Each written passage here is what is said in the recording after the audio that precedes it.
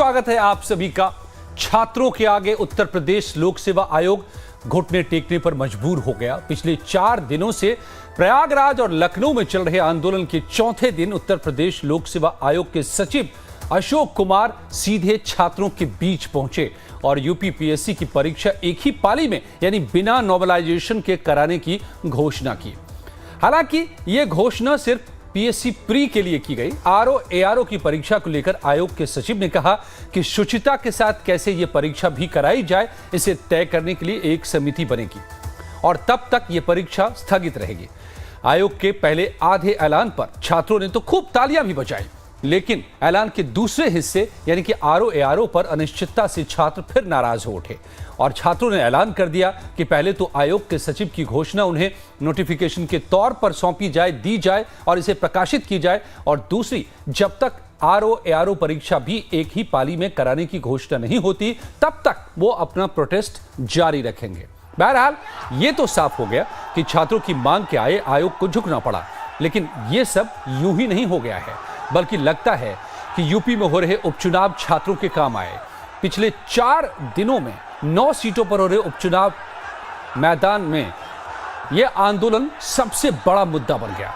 अखिलेश से लेकर कांग्रेस तक बीजेपी पर लगातार हमलावर रही। लगातार अखिलेश ने ट्वीट भी किए तो चुनावी मैदान से जाकर बयान भी दिए। दबाव इतना पैदा हो रहा था कि उप मुख्यमंत्री केशव प्रसाद को बचाव की मुद्रा में आना पड़ा। उन्होंने बचाव में कई ट्वीट किए, छात्रों को समझाने बुझाने की कोशिशें की। इस तरह सियासी शहमात का जो सिलसिला चला, उसने सत्ता को अपनी टेढ़ी नजर करने पर विवश कर दिया। टेढ़ी नजर छात्रों पर नहीं बल्कि आयोग पर, और सीधे मुख्यमंत्री का संदेश गया आयोग के पास कि समाधान निकाला जाए। आंदोलनकारी छात्रों के बीच पहुंचे आयोग के सचिव ने खुद ऐलान किया कि आयोग का यह फैसला मुख्यमंत्री योगी की दखल के बाद आया है। छात्रों की परेशानी दूर करने और मुद्दे का समाधान निकालने का संदेश सीधे सीएम योगी की ओर से था। तो सबसे पहले आप सुनिए सचिव अशोक कुमार जब छात्रों के बीच पहुंचे तो किस संदेश के साथ पहुंचे और उन्होंने क्या कहा। और माननीय मुख्यमंत्री जी ने आयोग को छात्रों के साथ संवाद और समन्वय बनाकर आवश्यक निर्णय लेने को कहा। इस पर आयोग ने छात्रों से संवाद बनाकर सम्यक रूप से यह निर्णय लिया है। माननीय मुख्यमंत्री जी के पहल पर आयोग पीसीएस प्रारंभिक परीक्षा 2024 को सैद्धांतिक रूप से पूर्व के भांति एक दिवस में कराया जाएगा।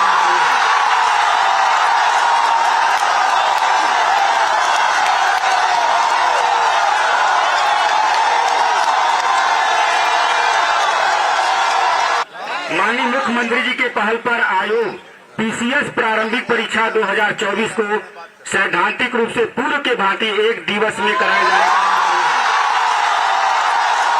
इसी प्रकार समीक्षा अधिकारी, सहायक समीक्षा अधिकारी आदि प्रारंभिक परीक्षा 2023 को पारदर्शी, भूधर्मिता एवं सुचितापूर्ण ढंग से संपन्न कराने के उद्देश्य से सारे तथ्यों का समेकित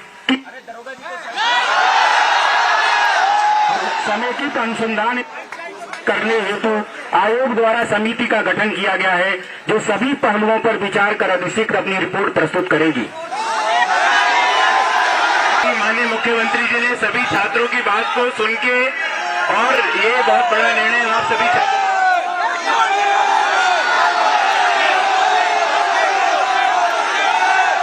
ये जो आपका आरओ एआरओ की परीक्षा है उसमें समिति बना दी, वो परीक्षा अभी।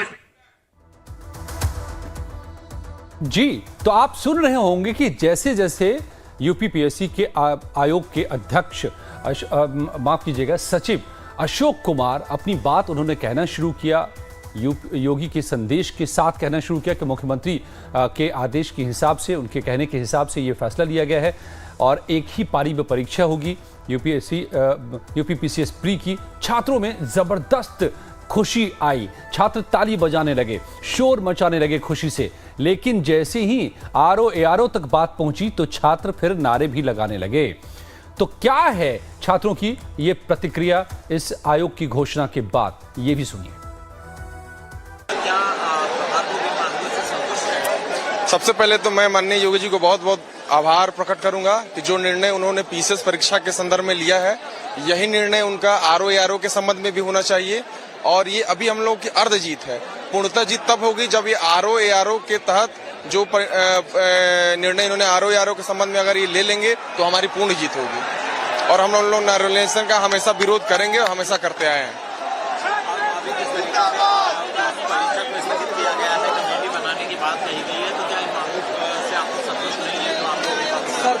सर, हम लोग यही चाहते हैं सर कि जैसे पीसीएस की परीक्षा अगर ये 1 शिफ्ट में करा रहे हैं तो ठीक है, आप कमेटी बना लीजिए, लेकिन कमेटी बनाने के बाद भी आपको उसी निर्णय पे आना होगा। वन डे जी, तो छात्रों ने कुछ इस तरह से प्रतिक्रिया दी। और यूपी लोक सेवा आयोग के फैसले के बाद उत्तर प्रदेश की योगी सरकार का भी बयान सामने आया। योगी सरकार ने नोटिफिकेशन जारी करते हुए कहा है कि लगातार बढ़ते पेपर लीक के मामले बढ़ने की वजह से ज्यादा पालियों में परीक्षा कराने का फैसला किया गया ताकि शुचिता और पारदर्शिता सुनिश्चित की जा सके।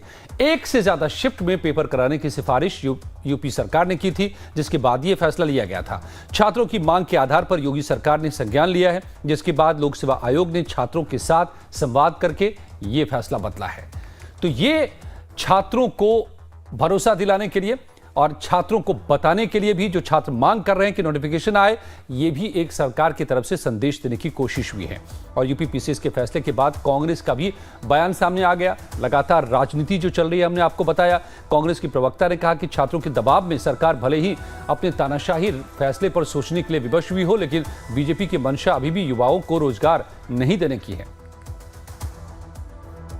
राज की घटना से सरकार बेनकाब हो गई है और जब जब मौका मिल रहा है बार बार वो नौजवानों को नुकसान करना चाहती है। आखिर नक्सल माफियाओं से इतना प्रेम क्यों? क्या हर एक परीक्षा में अब छात्र पहले प्रदर्शन करें, तब आप लाठीचार्ज करें, उन पर मुकदमे ला दें? निश्चित तौर से जो छात्रों की मांग है वो सभी मांगे मानी जानी चाहिए। ये उत्तर प्रदेश के युवाओं के भविष्य की बात है। भारतीय जनता पार्टी नौकरियां देने में बुरी तरीके से फेल हो चुकी है। अब अपनी कमियों को छिपाने के लिए इस तरीके से नौजवानों को परेशान करके नकल माफियाओं को प्रोत्साहन और संरक्षण देना चाहती है। तो प्रयागराज से छात्रों के प्रोटेस्ट की चिंगारी चुनावी मैदान तक पहुंची और इस मसले पर राजनीति भी जमकर हुई। समाजवादी पार्टी के मुखिया अखिलेश यादव ने खुले मंच से यूपी सरकार पर निशाना साधा, वोटों तक की गिनती बता दी कि अगर सरकार इन छात्रों को नाराज करती है तो हर छात्र के साथ कितने परिवार के लोग हैं, और हर विधानसभा का हिसाब बता दिया कि 25,000 वोटर्स का बनता है, तो सरकार तय करेगी करना क्या है उसे। और अखिलेश यादव ने इसके अलावा कह दिया कि उनकी इच्छा छात्रों के बीच भी जाने की है, लेकिन राजनीति करने का आरोप लगेगा, इसीलिए वो मंच से ही समर्थन करते हैं। सुनिए। पेपर लीक इसलिए सरकार कराती थी क्योंकि नौकरी इनके एजेंडे में नहीं थी, और उसी का परिणाम यह है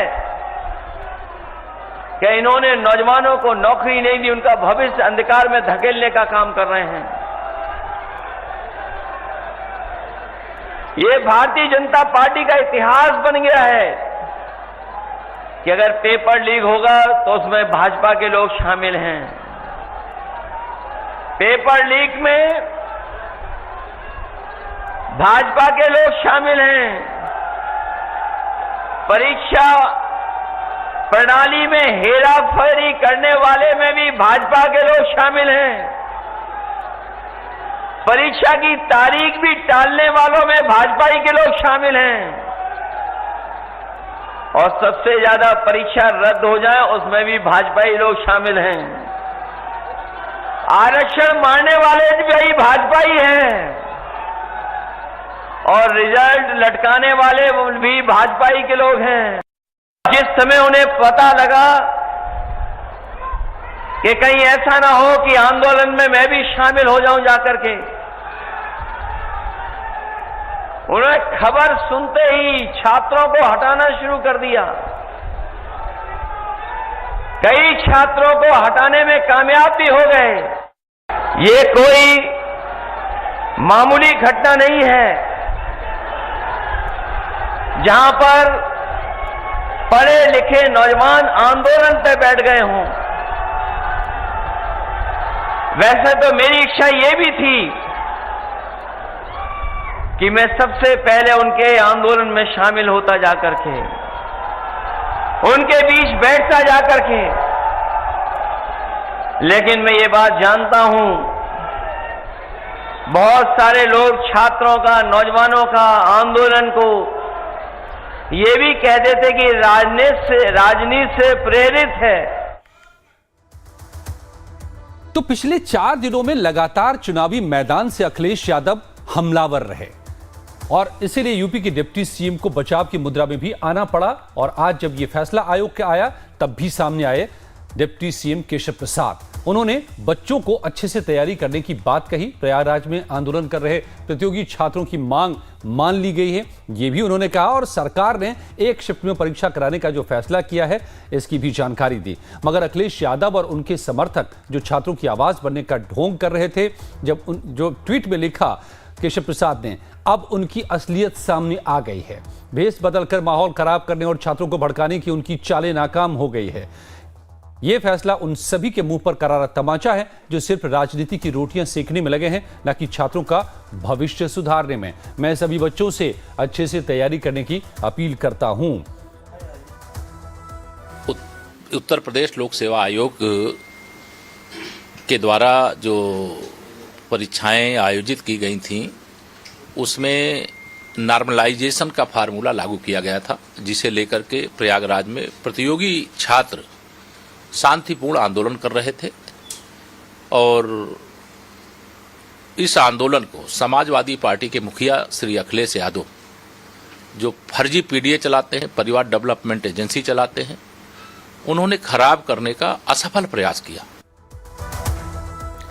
तो जमकर राजनीति हुई और अब फैसला आया है, आधा आया है। छात्र अभी भी अड़े हुए हैं, तो आगे क्या होगा? जो छात्रों की मांग है वो नॉर्मलाइजेशन ना हो, एक ही पाली में हो, उसके क्या मायने हैं?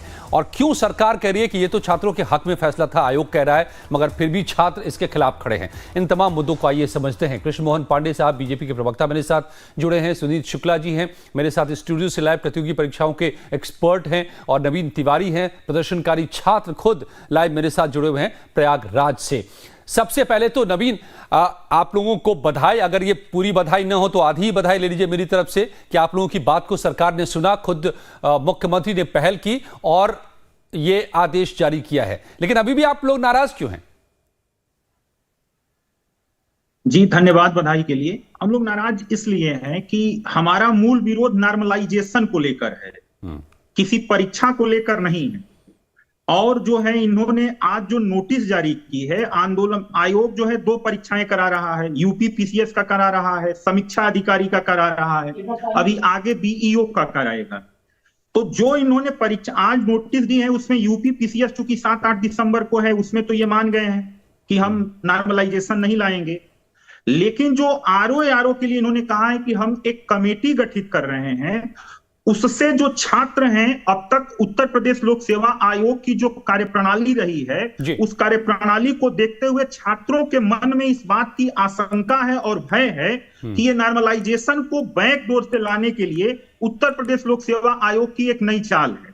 ठीक है, इसलिए हम इस फैसले को से जो है आधे प्रसन्न हैं, आप 50-50 कह सकते हैं, क्योंकि हमारा विरोध नॉर्मलाइजेशन को लेकर है। चाहे वो किसी भी परीक्षा में नॉर्मलाइजेशन लगेगा, उसका हम विरोध करते रहेंगे, और जो है जब तक नॉर्मलाइजेशन हट नहीं जाता है। इसकी पुष्टि एक बात से और होती है। एक बात और मैं यहां पे जोड़ना चाहूंगा कि अभी कल एसओपी में जो जून 2024 में एसओपी जारी किया गया था, उसमें प्रदेश सरकार ने कल उसमें एक संशोधन किया है।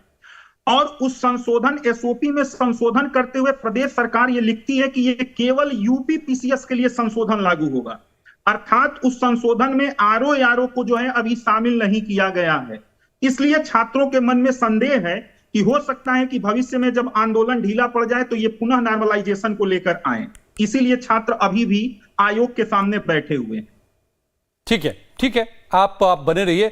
मैं आपसे आप भी कुछ बातें समझना चाहूंगा। मेरे साथ बीजेपी के भी प्रवक्ता हैं, उनके पास भी जाता हूं और सुनीत जी से समझूंगा इस पूरी गुत्थी को भी, जो प्रतियोगी परीक्षाओं के एक्सपर्ट हैं मेरे साथ। लेकिन ये भी आपको एक बार फिर से दोहरा दूं मैं, जो अभी बताया था मैंने आपको कि यूपी लोक सेवा आयोग के फैसले के बाद उत्तर प्रदेश की योगी सरकार का ये बयान सामने आया है। योगी सरकार ने नोटिफिकेशन जारी करते हुए कहा है कि लगातार बढ़ते पेपर लीक के वजह से ज्यादा पालियों में परीक्षा कराने का फैसला लिया गया ताकि शुचिता पारदर्शिता को सुनिश्चित किया जा सके। एक से ज्यादा शिफ्ट में पेपर कराने की सिफारिश यूपी सरकार ने की थी, जिसके बाद यह फैसला लिया गया। छात्रों की मांग के आधार पर योगी सरकार ने संज्ञान लिया। अब लोक सेवा आयोग ने छात्रों के साथ संवाद करके यह फैसला बदल लिया है। तो कृष्ण मोहन जी, ये बातें आपने अभी भी बताई, पहले भी बताई, आयोग ने भी कही थी, लेकिन छात्र तो कुछ अलग ही देख रहे हैं, समझ रहे हैं।